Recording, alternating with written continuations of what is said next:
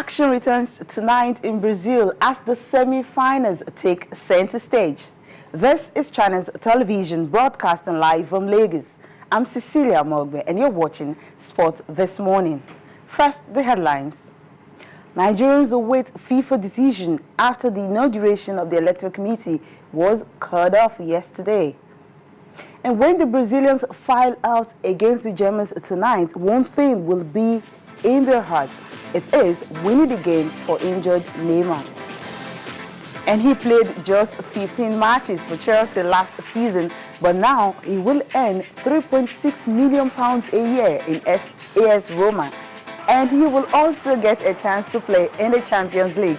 What a fresh start for Cashley Cole. So much money and of course so much football for him to play. Also on the program, we will be talking cycling, as Marcel Kittel may have won 2 stages of Tour de France, but Vincenzo Nibali is still the man in the yellow jersey as the race heads to France after a glorious opening in Britain. Wetaya Salam will be joining me after this reaction from FIFA on the Netherlands accommodation saga. As you know, any of the 32 teams decided out of a catalog which team-based camps they would do. They are doing the contracting directly with the hotels on that, and their decision was the 7th of July. As such, the situation is not accurate that we are throwing them out of the hotel. It was a decision that they define the date when they will end of the team-based camp and then continue when you're hopping. As such, also in agreement with the Dutch Federation, they will stay in the venue-specific team hotel should they qualify for the final. Okay.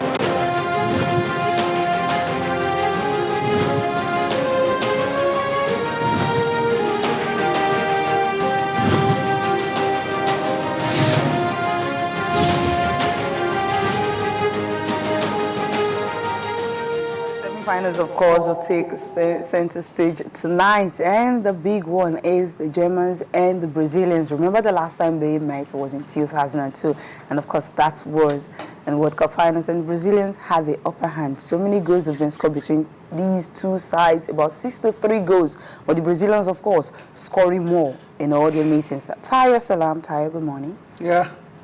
I'm nodding my head now. Like, football returns, of course. Yeah, 4 times, and for Brazil, it's the day for them, really. Like, and when they started this competition, they were looking to go in and win it on home soil, and they still have a chance to do it. I remember when I was watching that game between Colombia and Brazil, as soon as Zuniga connected with that knee to the back of Neymar, Neymar couldn't stand up anymore.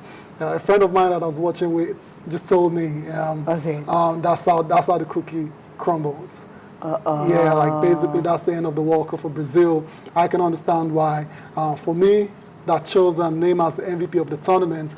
I don't think he's going to win that anymore now from the stands, so that's gone now. But Brazil have a chance in this final, in the semi-final against Germany. They have a puncher's chance. Really, like, because Germany going into it as the favorites because of a couple of reasons. No Neymar and no Thiago Silva. But Brazil have a puncher's chance. You remember in 2001 between Lennox Lewis and Hashim Rahman. Nobody gave Hashim Rahman any chance at all, and he knocked Lewis out in the 5th round. You're thinking that underdog tag presently with the Brazilian team now will just be the best. That's it. They're missing 2 very key players. Like, come on. At this very start, you don't have your captain. Yeah. You don't have the most influential man in that field, and of course. Exactly. So I understand why people are rolling their mouths and thinking it's the end of the road for Brazil and all that, but they have a very good chance, a slight chance, albeit it's a puncher's chance, really. It can happen. They can do it. Okay, well, 12 wins for the Brazilians, 5 draws in all, and of course 4 for the Germans. Head-to-head, of course, the Brazilians are better, but when it comes to the field of play, the Germans definitely, they have a better squad presently than the Brazilians. Yeah, there's no doubt about that. Like, what do we say there now? But I haven't seen the Germans play as well. In the games, they've struggled One thing about this World Cup is you can say without a shadow of doubt that there's not been any team that has been head and shoulders above the other sides. We saw Germany play against Ghana. They struggled to a 2-2 draw in that one. We saw them play the other games they had against the United States. It was a 1-0 win. So you wouldn't really say like they're so much better than Brazil and they will just wipe the floor with them. That's not going to happen. And that's the country head-to-head. You mentioned it earlier. Brazil have history on his side. You know, 12 wins for them. Germany have only won 4 times, and Brazil has scored about 39 goals. That's a lot of goals. That's huge. Yeah, and but right now, they don't have that same firepower because Brazilians, normally when you're watching a Brazilian game, what you're thinking of is the flair, is the samba flair in the game. Yeah, but right now, you don't have it. They're more physical. Yeah. They're just playing more like the Germans these days. Yeah, exactly. So now you can say that that's mirroring the coach, Luisa and Felipe Scolari. That's the way his teams are. You remember even in 2002 when he won the World Cup, he had all the Aarons, all the Ronaldinhos and the Ronaldos and the Kakas and the Rivaldos. They were not still the flair team, you know. So that's just the way he sets up his team. He's a very pragmatic manager, so I don't really have a problem with that at all. And if he gives them an opportunity to win, then why not? Why don't you set your team in such a way where you can get your victory? That's what matters at the end of the day. Results is king. Yeah, the German coach actually said earlier that it will be a joy for you to play a final at Rio de Janeiro Maracanã. That's the dream of every coach and, of course, the dream of every footballer. Yeah, so the Germans will be very motivated as well. So remember, they've been very consistent now. This is the 4th semi-finals in a row. That's just incredible. Like, so it shows you that like they're getting closer and closer, and they might just do it this time around. And like I said, the Germans, I think they've been on one of the better sides of this tournament. Yes, of course. Even though they've not been spectacular as well, too. But they'll be coming into this game and ready to go into the finals. But playing at home to Brazil, no Neymar, no Thiago Silva. I think the whole country will be united for Brazil, and they will just cheer. They might just cheer them on to victory. Brazil have not lost a game on home soil in 39 years now. That's a long time ago. So perhaps they won't want to start with this one. Yeah, they won't exactly, especially not on the biggest stage. The last time it happened was back in the days, that's in the Copa America game. But this is the World Cup now. In front of the home fans, vociferous crowd, they might just cheer them on to victory.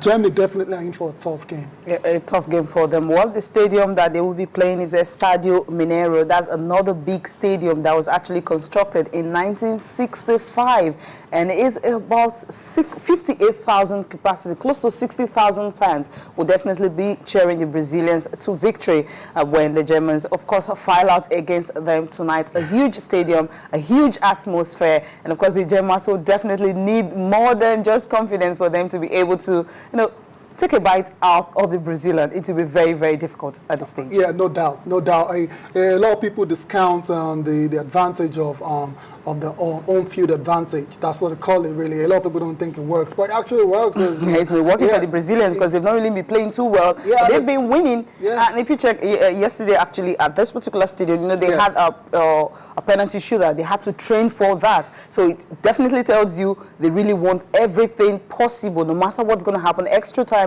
into penalties, they will be ready for the Germans. No doubt. They're almost 60,000 capacity there. Expected to be partisan. It's going to be partisan. Of course. 90% Brazilians in the stadium rooting for the side. Very hostile environment the Germans will have to face tonight. They will have to cope with a lot there, a lot of abuse as well too. So this will really test. Yeah, it will test the character of the Germans. Definitely, and I hope they're ready. They've got top professionals all over the park as well too. So we're in for a very exciting game, and it will be very tight as well too. We have to remember that it's the latter stages of the competition now.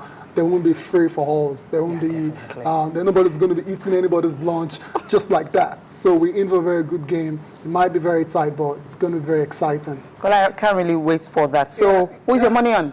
You're putting me on the spot now. Actually, no, I'm not going to flip-flop. Cecilia, we started this show together, and I said I was choosing Brazil to go on and win the World Cup. Okay. I won't change my mind now. I won't change my mind now because Neymar and Thiago Silva will be missing. Okay, still Brazil. Yeah, still Brazil, yeah. Okay, well, why the Brazilians, because we're getting ready, don't go there. The Belgians are at home, and of course they went home to a Rosy welcome. But after that, they had to, pay a visit to the king and queen of Belgium. A huge one for them. How does it feel like, Fellaini? Yeah, look at him right there with the air. Amazing that air like is an award-winning one. Definitely. Earlier we saw Mark Wilmots there. I think he's done a very good job as well too. Very well. When the competition started, I actually said they will get to the quarterfinals or even the semifinals. They couldn't get past Argentina. You can understand why. It's still a very young team. Yeah, they lacked a little bit of experience. Argentina took advantage of it. As the king and the queen of the country. Yeah, awesome. Can you imagine meeting the king and queen of your country? You know, after a World Cup, you know, performance. Of course, you know, one thing about these countries that have, you know, going back home and all that, having a very, you know, good or rousing welcome, minus England and of course, whatever countries like Nigeria. Nobody went to meet the Nigerians. Precisely. And when you're demanding so much from your team, that's what happened. You know, when you don't expect so much, you get more. But when you expect so much, you get nothing. The Belgians, of course, after a very long time, they're returning to the World Cup, get to the quarterfinals, a huge one for them. Of course, they have to, you know, they really deserve that welcome. Yeah, no doubt, no doubt. And they will get better. We have to understand that as well. I said earlier that they're a very young squad. Apart from Van Boyten and a couple of other players in that team. Company. The others are still very young. The Hazards and the Lukakus. They didn't really shine at the tournament. Hazard didn't really sparkle. It wasn't really the Hazard we knew in the Premier League. It was overused at Chelsea. Yeah, I wouldn't say that, but it's a big stage now. Yeah. The World Cup is arguably the toughest football competition in the world. A lot of teams come into it with 4 years of preparation, both psychologically, mentally, physically. So it's very hard to shine on that stage. Still a youngster, 23 years old. Lukaku's or early 20s. De Bruyne. They will get better, of course, in the next World Cup. Yeah, definitely. So you have to watch out for these guys in 2018 in Russia. That's the one you're talking about, Eden Hazard. Of course, this is the coach. Really happy for them to have made that stage. Okay, we'll end this segment here. After this short break, we'll move to this man, Ashley Cole. Yeah, that's his name. £3.6 million, a huge one.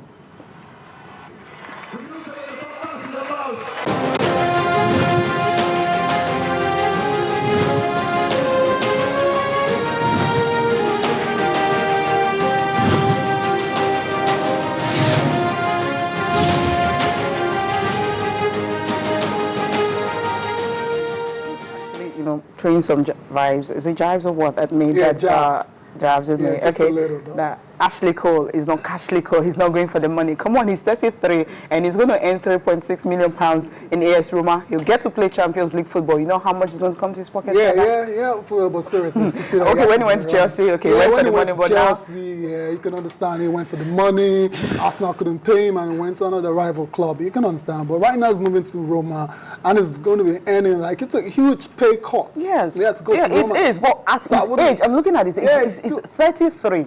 You know, for you to get a chance at 33 to play in a top-flight football, play a top-flight football in a top-flight league is huge. Yeah, no, that amount of money. So you won't call it. He's not going. Remember, he made 15 appearances for Chelsea in the Premier League last season. Okay, yes. Let's come to that.